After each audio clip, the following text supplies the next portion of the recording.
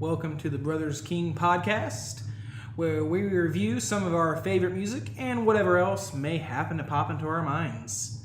My name is Samuel. And I'm Solly. And we'll be your hosts for this, the first ever podcast of ours. I am super excited. Been wanting to do this for years. And I've just never been old enough to do it until now. So, we're going to go ahead and the idea behind this podcast is, like I said, to review some of our favorite music. And we're going to start with my absolute favorite artist in the world, the DavidCrowder Band. Though I suppose they weren't always the. They started out as just DavidCrowder Band. And didn't they start out as the UBC Yes. band? So that's what we're actually going to get to in a minute. They were originally the UBC, which was University Baptist Church Band, and they actually released 2 albums prior to getting signed to a record label, and that's kind of what we're going to talk about starting this out. So, before we start, I do want to note that DavidCrowder Band is one of the greatest Christian Christian bands, rather, in all of Christian music. I mean, I try not to fanboy too hard. They are, like I said, they're my favorite artist. I like to judge music, secular, Christian, it's all even to me. So as artists overall, I think they make amazing art. Right. So, and that's why I really, part of the reason I want to do this series, we might eventually get to other artists, I'm sure we will. I'm sure. But to start this out, we are going to start with their first 2 independent releases, when they were still known as the UBC Band, before they got picked up by a major label. The very first album, and I'm pulling, for those that want to know, I'll give a little plug for DCB Plus. It's .weebly.com. It's a fan-made site that honestly has anything and everything you could hope to know about the DavidCrowder Band. And so I'm pulling a lot of my information from there tonight. And other stuff. I also have read a lot of interviews and stuff throughout the years. So we'll be pulling stuff from there. So their very first project as the UBC band was Pour Over Me. And they weren't the DavidCrowder Band or anything then. And according to this wiki, let me pull up the page here. Was you able to find that at all online, Solomon? Which one? The Pour Over Me album. I found something, but it looked like it was a bunch of Asian people. That's usually what happens when something's not very popular. It pops up with a bunch of Asian people singing it or trying. That happens. It's a legit thing. I'm not making it up. Okay, so this album, the reason why you can't find it anywhere is out of print. By out of print, I mean a record label never picked it up. It was never widely distributed. Honestly, they probably made 1,000 copies tops, gave it to their church family and friends. Right. So, because for those that haven't caught on, the University Baptist, what is it? It's the church, right? University Baptist, I think it's church. It could be congregation. We don't know. I think it's church. It's probably church. They started as a worship band for the Bible University in Waco, Texas. Waco. It's Waco. It's Texas. Waco Tech. I thought it was Waco. And yes, that is how. Should we mention? Yeah, just like hop into whatever you want. We can pull. Yeah, that's actually DavidCrowder was the worship pastor of musical studies or something, or rather. Do you remember where you read that? It was on that website. Okay. It was on this website that my brother here just talked about. I'm not the smart one. Just want to let you know that. But that is where DavidCrowder started, along with his buddies Jack Parker and Mike Hogan. Well, actually, in the first album, it was just called "Pour Over Me" by UBC Worship. The only 2 Crowder Band members in that were DavidCrowder Band and Jack Parker. Right.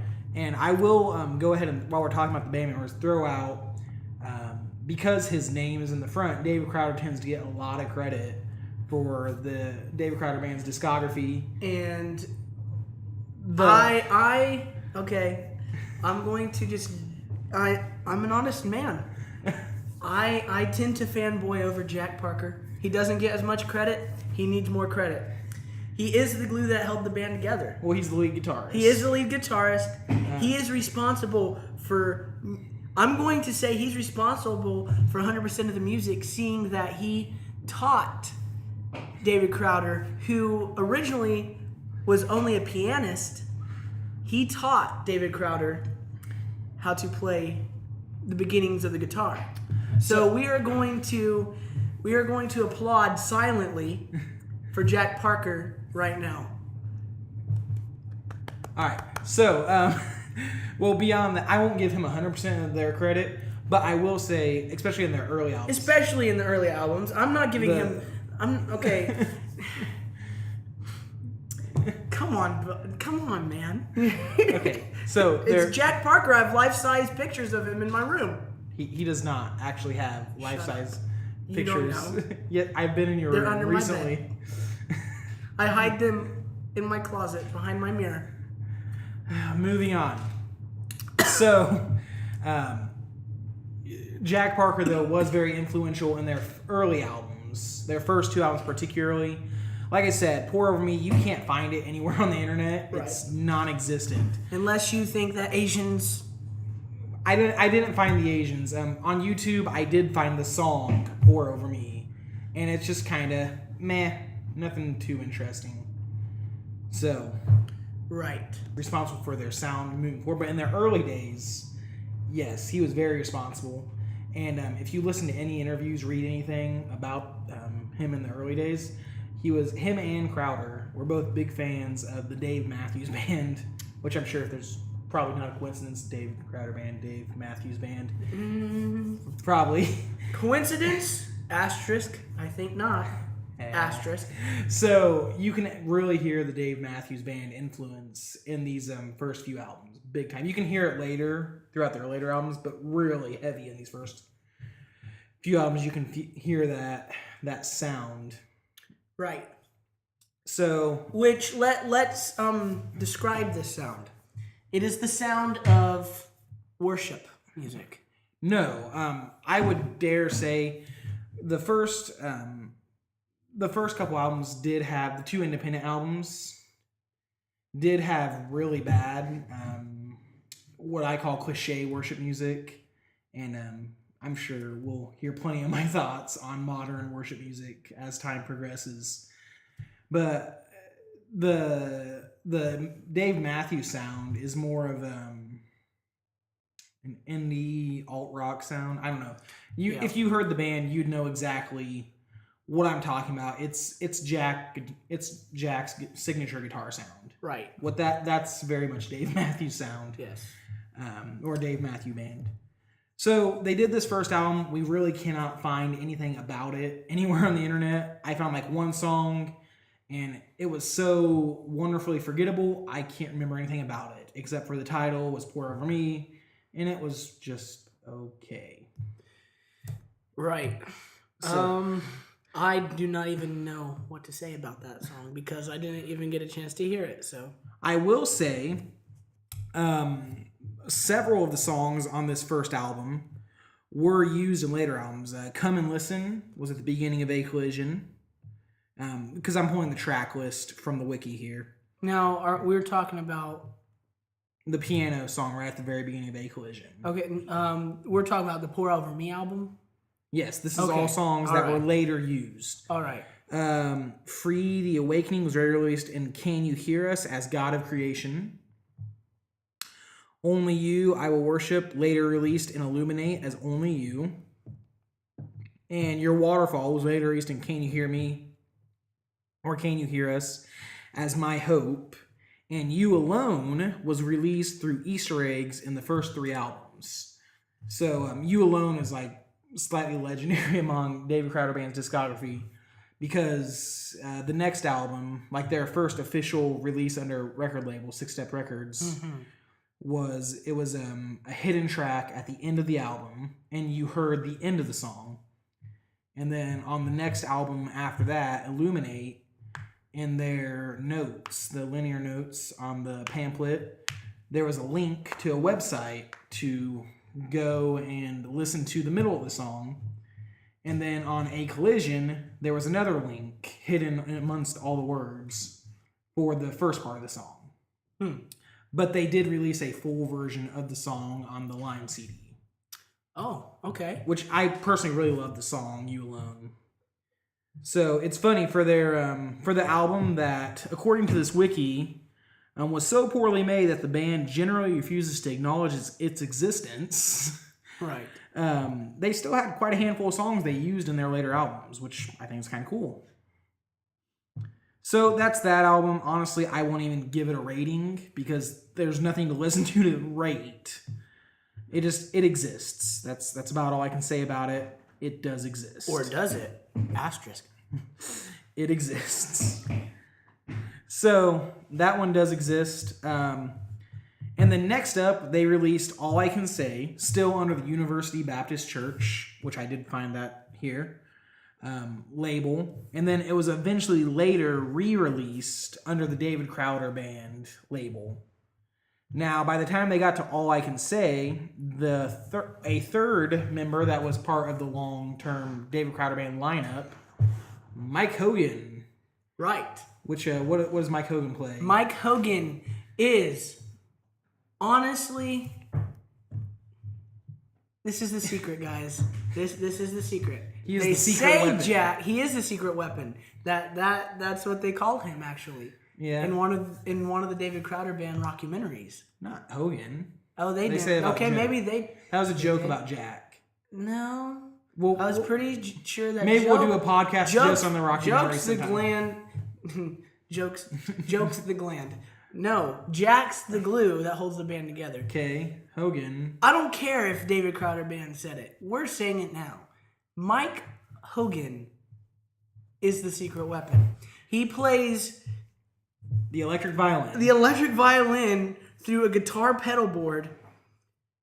I think he DJs a little bit. Adds a little he does DJing. play some wiggy. And when they need him to, he plays guitar. He can play mandolin. He's And done keyboard. Mike Hogan is the secret weapon. He gets very little credit. He gets even less credit than the rest of the band, including future members. Yes, and it's kind of sad. Like, really, as a whole, I feel like that's what made the David Crowder Band so unique when they finally formed as a whole, was each member played their part, and they did it very well. Now, jumping a little bit into the future, and I'm not going to get too sidetracked here, I do want to point out Mike Hogan is still accredited for a lot of the work on both the Crowder albums and the Digital Age albums. Which those are the groups that formed post David Crowder Band. Post UBC / David Crowder Band. But I just wanted to throw that out here. He does do a lot of violin work for them still. He does a lot of stuff. I love you, Hogan. Yeah. A little bit less than Jack, but I love you. Close second, buddy. If you ever hear this, probably not. Hopefully someday you will. So at this point, we now get to All I Can Say, which was the release that was deemed at least good enough for them to widely release to friends and family, and later get re-released so we can actually listen to it. You can find it on YouTube or Spotify. Take your pick. Apple Music. Right. All the fun streaming services. And on this album, I will go through a few of the credits on here, which I found interesting. So it was the executive producer was, help me say this name here. I'm afraid I'm going to mess it up. Wasn't it Giglio? Louis Giglio. Louis Giglio. Who is the pastor of the UBC Church. Is it UBC? He is, United Baptist, or University Baptist Church. Are you positive? I am positive. I watch his creation talks all the time. So he is also the person who started Six Step Records and, sadly enough, Passion. Right. The Passion Projects. And also not the Passion of the Christ, the Passion music projects, which are released yearly. No, that definitely wasn't him. That was what Mel Gibson. We'll just Yep. But let's also point out that he also tours every tour with Chris Tomlin. What Louis does? Yep, they're Are you sure? best friends. Yes. Well, Chris Tomlin's on 6 Step Records. Well, too. the reason why he does is because Chris Tomlin's the only thing keeping this 6 Step podcast is not about Chris Tomlin. Maybe eventually. Maybe eventually we'll see what happens. 30 seconds. Anyway, the reason why Louis Giglio even tours with Chris Tomlin is because Chris Tomlin does "How Great Is Our God," which is a modern hymn. That's a modern hymn, but also kind of can pull into the creation side. That's the only reason I want to say, because I like Louis Giglio. He's a very, very studied creationist.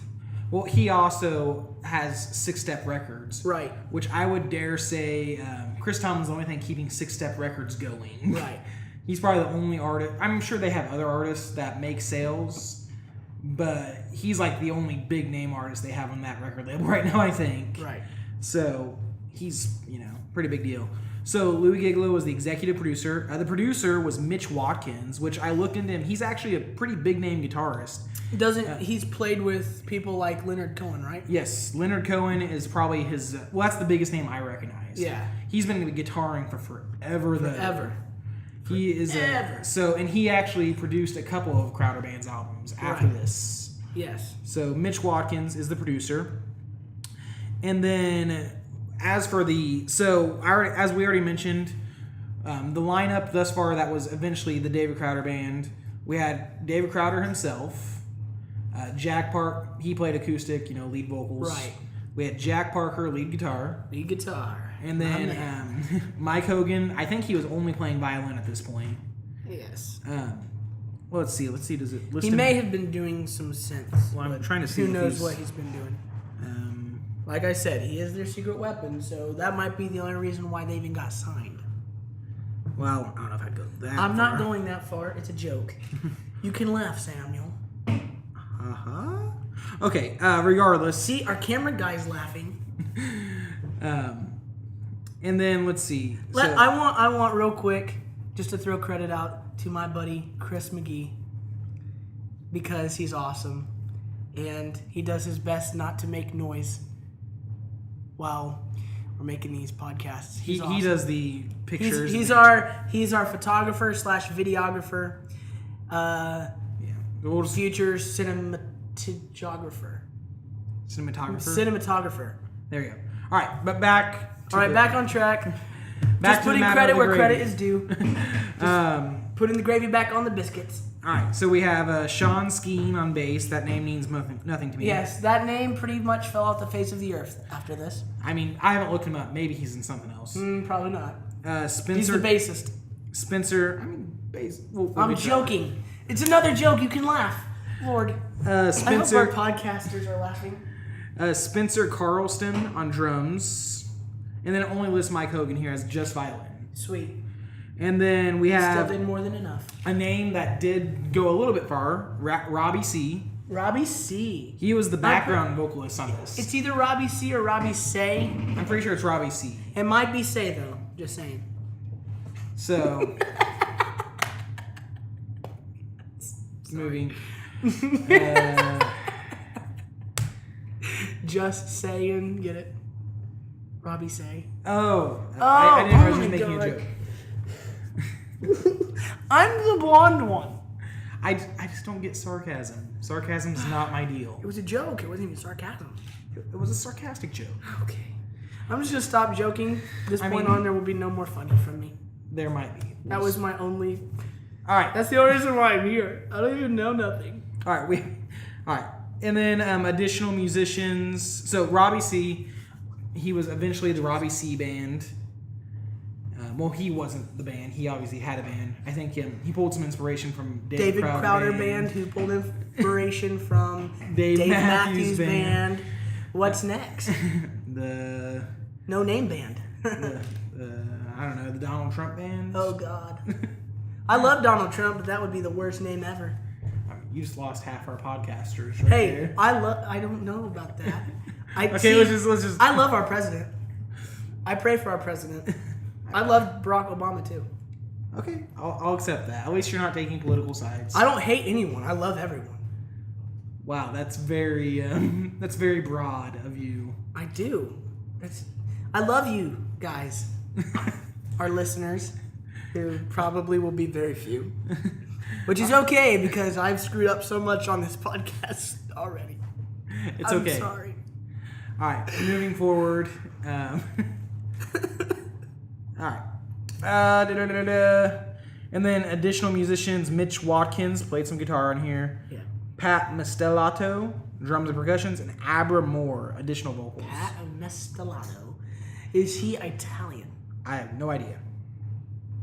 All right, so that's the that's the background, some of the credits on this album.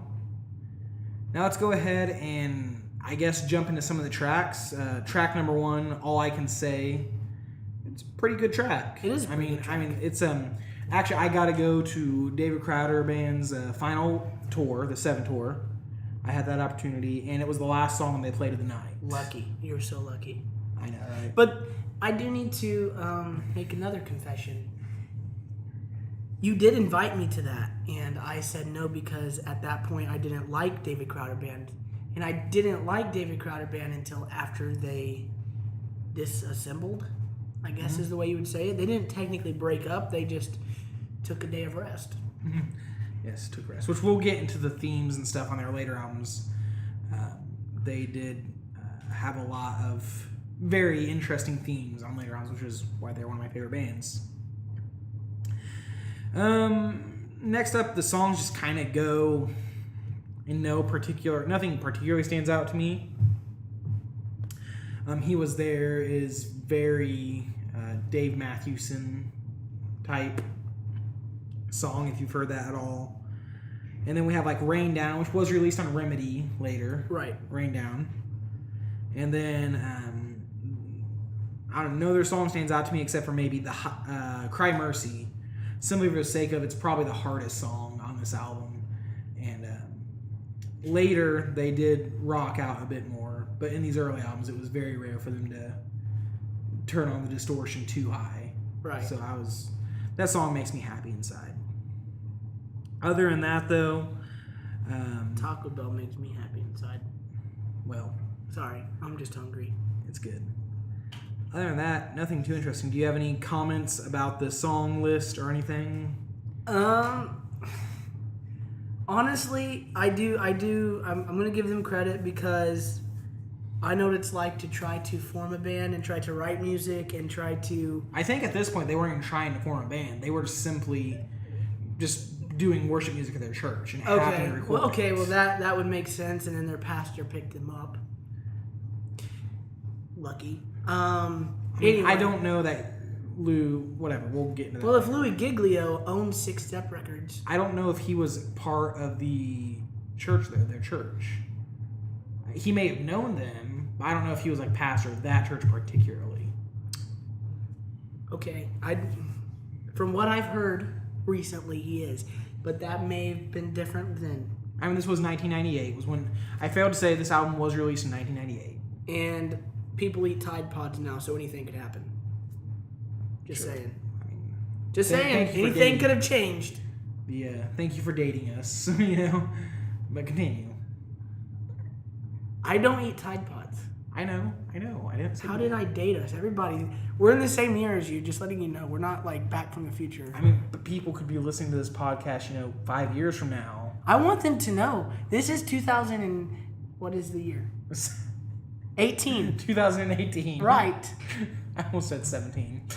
Yeah, me too. But I just realized that I'm a freaking adult now. Solomon. I just cussed on our podcast. Freaking is not a cuss word. Okay, just making sure. This is a Christian audience, right? I mean, I don't know many secular... Okay, just list in your comments. Do you think freaking is a cuss word? Hey, that could be an interesting... That would be awesome. But, I mean, what was I going to say? I just lost my train of thought. Oh, I don't know how much of a secular audience David Crowder Band pulled, quite honestly. Probably not a very big one. I know, I double check when we get to the album, but but I'm pretty sure the drummer from Jimmy Eat World played on Illuminate. So they had some fans. That's a little awesome. I mean, they were all Jimmy Eat World fans. Like, if you watch several videos, BWAC, their drummer-to-be, wears Jimmy Eat World shirts all the time. Right. And they also borrowed some of that sound for some of their albums as well. Yes. So, any comment? Does any song stand out? Back to the matter of the gravy. Does any song stand out to you at all on this? Honestly, I do.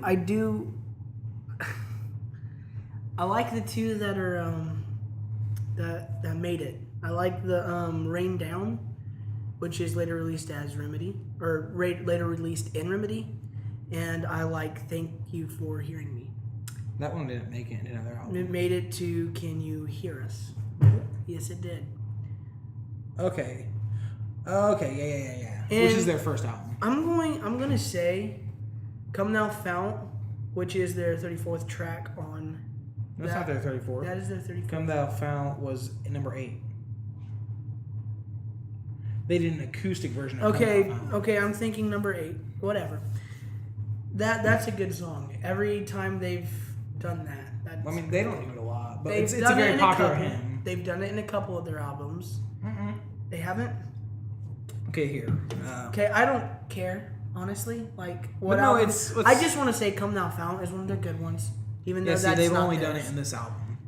This is the only album they've done Come Thou Fount in. Now, it is funny to look at this and listen to this album because hearing Crowder's music now, he sounds like he was like a little kid in this music. Maybe not a little kid, but His voice definitely higher his pitched. voice was definitely higher pitched. I mean, it's not less as matured. It's not as matured as it is now. Obviously, It's not as dramatic though as like Toby Mac in the Oh early my DC Talk albums, which we might get to DC Talk eventually. But Oh my goodness!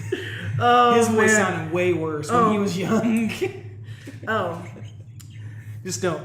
Oh my Moving god! on. I'm not even. Oh. Yeah. No, I'm sorry. I don't even. No. Please, can we move? I don't want to think about it. It hurts. Well, we will Way be too forced to listen to that album when we cover DC Talk eventually. Oh no. Eventually. Do we have to cover DC Talk? Maybe. I don't know. We'll get there. I mean, we still have to go through Crowder Band's whole entire discography. Which Oh Lord. there's still 6 albums, 6 EPs to go, or 6 side projects. Yeah. So that's really all there is to say about this. All I can say about this album. All I can say about this album is what like It's is there okay. a rating? Are we going to give it a rating? Yes, I definitely want to do a rating. I will say before I give it a rating, what it Oh basically. Lord, your ratings. Oh yes. Okay. But basically, this is a indie version. What this reminds me of is an indie version of Can You Hear Us? Right. That's what it basically reminds me of. Right. I mean, different song structure list, but it's what if Can You Hear Us was an indie album? Or just an acoustic album. I mean, I know that this album's not acoustic, but it's more simplistic. acoustic-y, yeah. It's simplistic like an acoustic album. So let's just say either this is Can You Hear Us without the steroids. I would say Can You Hear Us without a lot of the electronica. Right. Definitely. Without the studio polish. Right. There's not as much studio polish. Which, don't get me wrong, it's still a very well-produced album. Yes. Mitch Watkins did his job well, and he not only did he produce it, he also engineered it. And he gave it a very, I would say like a kind of late 70s vibe to it. Yes. I did get kind of a late 70s vibe. Kind of. Just a little bit. Now, I would be a little bit of an expert on that. A little bit. Okay. If we're talking like Cat Stevens acoustic with like maybe some Prince electric guitars in there. I don't. Is Prince even 70s? I don't think he's 70s. I think he was more 70s. He's like late 70s if anything. Okay. We'll just go there, but that's all I can say. So, as for rating, I like to be a bit unique and different. My rating is a 9-point rating system. Weird. I give it. So just so everyone knows how my 9-point system works. there's a potential 3 points for lyrics, potential 3 points for music, and a potential 3 points for how the album is cohesive and holds up overall as a piece of work. Because one of my big things about albums is I look at each album as like you would a movie. I love just listening to albums from beginning to end and seeing what story they would tell me. Right. It's my favorite thing in the world. So, on a lyric level, honestly, I feel like their lyrics got so much better in the future. They're not bad here. They're just very standard worship. Yeah. The most creative ones, I would say, I liked the color song because I like color metaphors. Yes. Rich Mullins' The Color Green is a very good example of that done very well. You mean... No, is it the color green? Yeah. I was thinking... not Taste Petra. the Color 9. Oh, no, that's a Chris Rice. Chris Rice, yeah. And that's not a color song. Yeah, That's I a was thinking different something metaphor. completely different. So sorry. And then there's another one. What was that one about grass singing? Do not know. I believe it was Make a Joyful Noise. Let me see here. Yes, Make a Joyful Noise. That one really stood out to me lyrically as at least using some interesting metaphors for their worship. Right. Breaking outside of the, we worship you, God formula, which I feel like a lot of modern worship is steeped in. Right. But the lyrics are still, I only give it, what did I say, 1.5? I don't know if I say 1.5 out of potentially 3 for the music or for the lyrics because they get so much better later. The music is actually really solid. I would have been intrigued. Now, I would have been slightly intrigued if maybe they had released an EP or a portion of a later album in this exact style. With their more money behind it and the studio polish, it could have sounded. Yeah. It would have been pretty cool. Yeah. The closest they got to that was Illuminate, which is another one of my favorite albums of theirs. I like a lot of their albums, but Illuminate was probably the closest they ever got to duplicating the sound. So it was a pretty good sound overall. So I give that a 2. So, and then how the album holds out overall, quite honestly, it's pretty forgettable for the most part. It's one of those albums I've listened to. I don't know. I haven't listened to it as much as the other albums because I don't have them. I don't own them. Own this one because it was a later release, and I don't know if it ever even got released physically. Right. So it never really sticks in my head. I've listened to it probably 10 times, and I still have trouble remembering it just off the top of my head. So I would only give it probably a 1.5 as well for how well it holds up as an entire piece. Better yet, I'll say 1 for how well it holds up as an entire piece. So that gives me 4.5 out of 9. I'll just raise it up to 5. I'll give it 1.5 for how well it holds up as a piece of art. So a total of 5 out of potentially 9 is what I give it. I'm going to give it... Lyrically, I can't say that the lyrics are great in this album. There's a couple songs they're okay in. I mean, probably the best lyrically was Come Thou Fountain. Yeah, that's a classic hymn. Right, so. and that's not even their song. So I'm going to give the lyrics a 1. Just a 1. That's my biased opinion. Okay. I'm going to give that a 1. I'm going to give the music... I'm gonna give the music a 2. Okay. And then I'm going to, overall, as it holds up, I'm gonna have to give it maybe a 2. So like 1.5, or are you gonna go for 2? I'm gonna give it probably 1.5. So I'm gonna give it about 4.5 rating. 4.5 out of 9. Which, if I'm going to round it, I'd have to round down. So I'd give it a 4. That's fair. And I will say, at least when I rate music, I rate this. All music is equal to me. Like I said earlier, secular, Christian, it doesn't make a difference.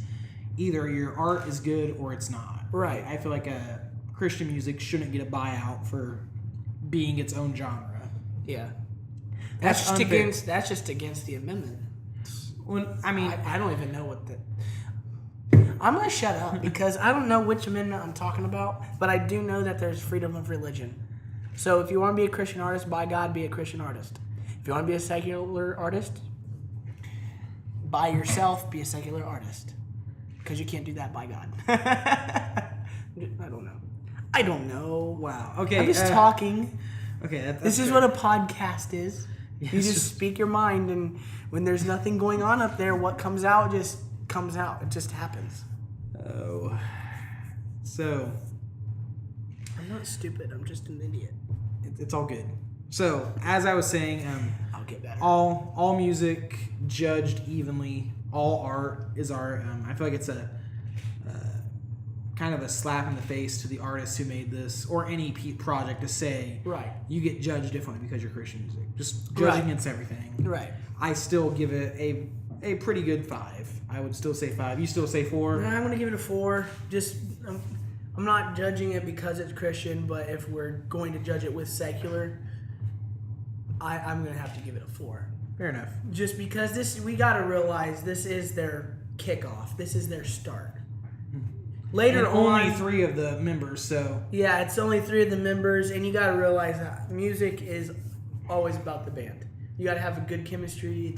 That's how it happens. I mean, I would argue that it depends on the project because your producer can have a big say. Like if we ever get around to like talking about Third Day, their second album was so heavily influenced by their producer. Right. Like that made all the difference in the world. So, and like Amy Grant, she is just nothing but the brainchild of a couple of producers. Right. So, at least her early music is what I mean. Right. So, producers have a big say in it. What your record label wants you to do has a big say in it. Also, who your songwriter is can have a big say in stuff. Right. For people who have their songs written by other people. Mm. But overall, you're right. The band can make or break a project. Oh, so therefore, since they aren't rated very high right now, can Jack really be the glue that holds the band together? Oh, I guess not. A question. You can definitely hear it's. This is probably the project I would argue he's influenced the most. Right. And he had the most musical influence. I'm gonna say if we're talking consistency here, he